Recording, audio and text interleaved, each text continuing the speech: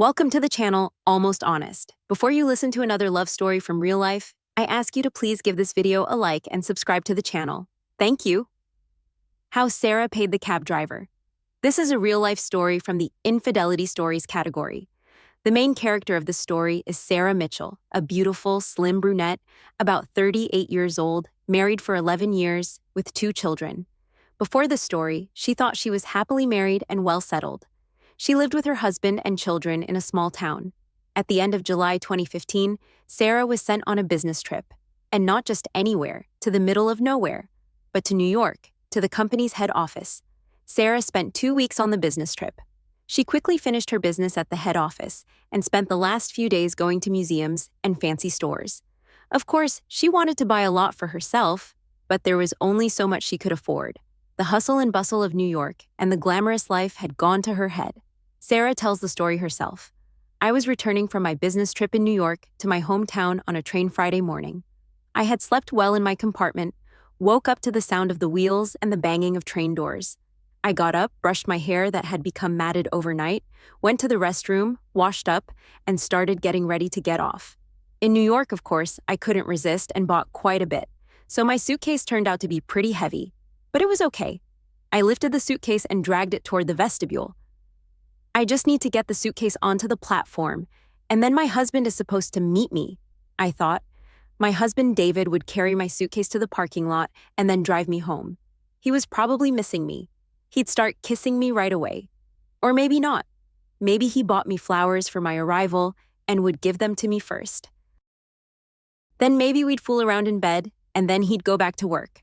And I'd sleep at home afterward, since I didn't really get much sleep on the train. At that moment, my phone beeped. I looked and read a text from my husband.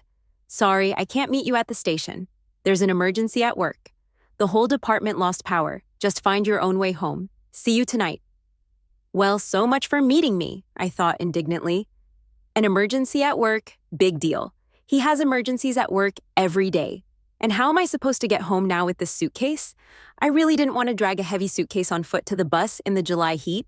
Besides, I was wearing heels. You can't walk far in those. I could go to the taxi stand and take a cab. That's probably what I would have done. But the problem was, I had spent all the money I brought on the trip in New York.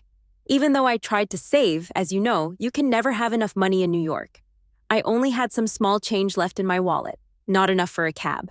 I sighed and went to look for an ATM. I stood in line. I went up to the machine, inserted my card. But the machine didn't give me any money. It showed that there was no money left in our account. Well, great, I thought, completely frustrated. When I left, I had put half our salary in the bank, and my husband's salary should have been deposited too. Where did David manage to spend all the money in 2 weeks? Did he gamble at a casino? But he never did anything like that. Maybe he was going to bars and bringing women over while I was gone, I thought with horror, although I had never noticed that about him before. But then again, I hadn't gone on business trips often, and this was the first time I'd been to New York. What was I supposed to do now? I thought with frustration. Walk through the streets with my suitcase? I didn't have enough money for a cab or a rideshare. I sighed, picked up my suitcase, and dragged myself past the station building toward the taxi stand. What will be, I thought wearily.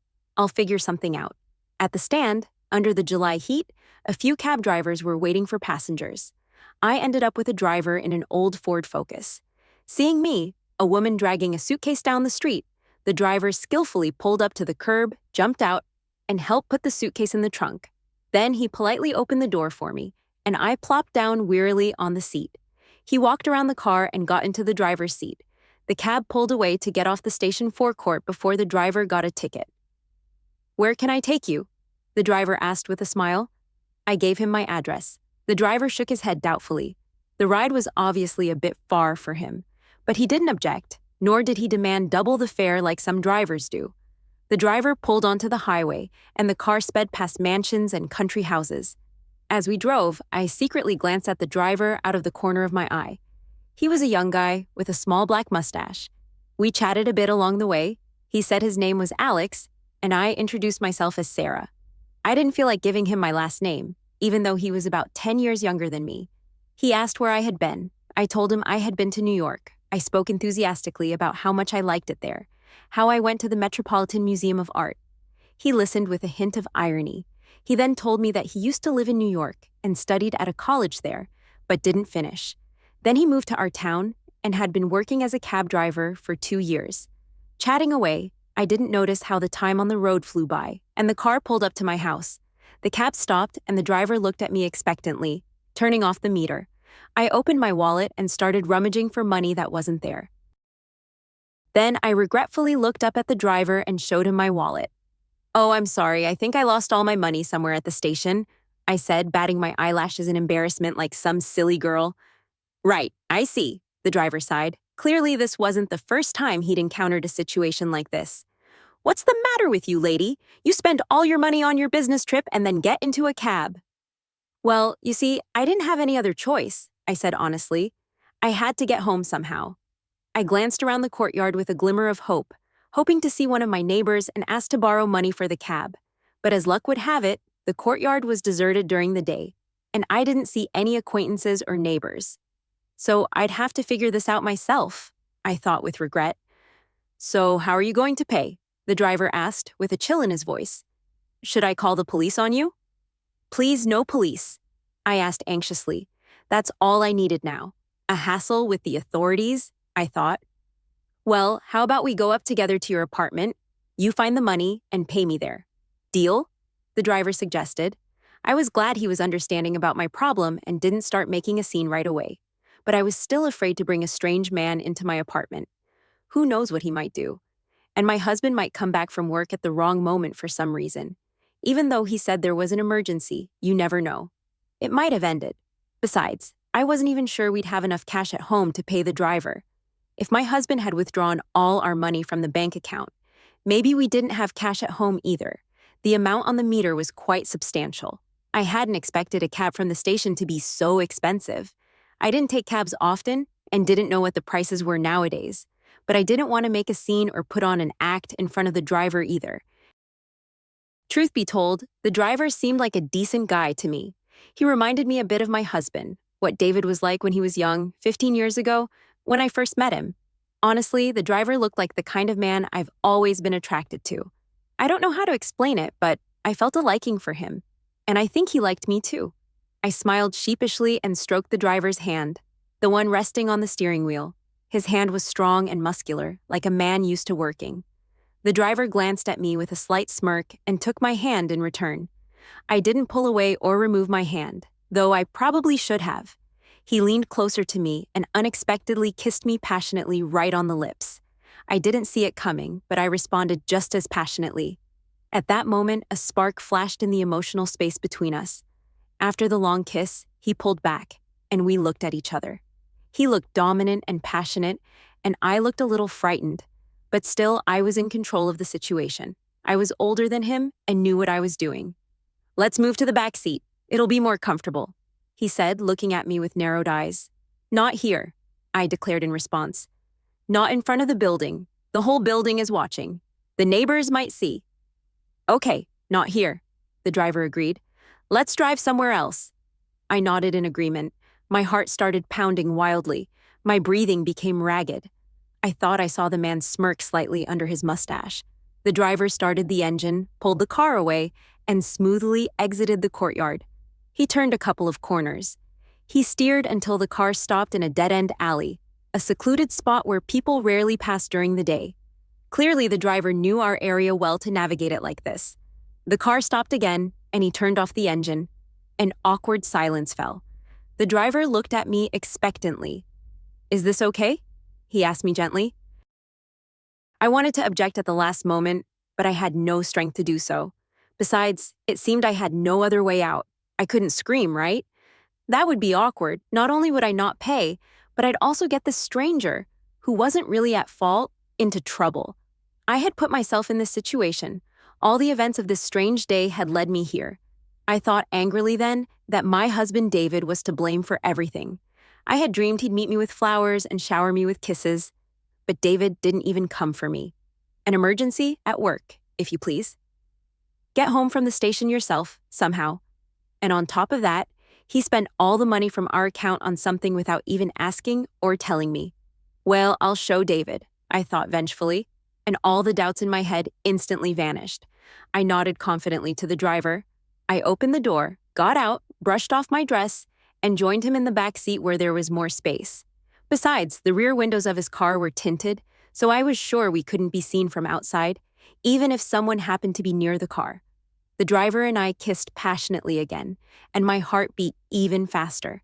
I felt his masculine desire, the kind a man has when touching a new woman for the first time. Of course, I hadn't felt such passion from my husband in a long time.